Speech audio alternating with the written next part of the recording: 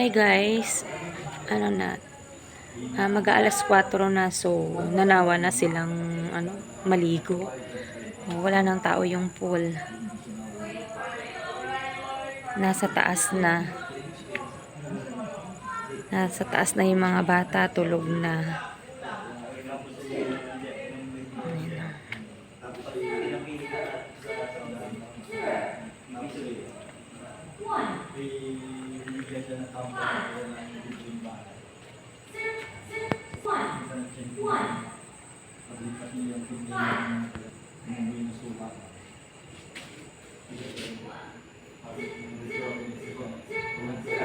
Ito yung room nila.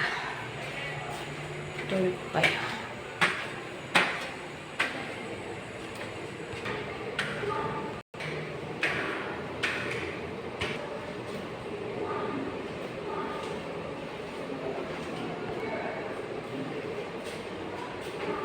Ayan, dito yung room namin. Kaso tulog na sila, kaya hindi ko na bubuksan. Tulog na yung mga bata, kaya hindi ko na bubuksan. Bababa na lang ulit ako.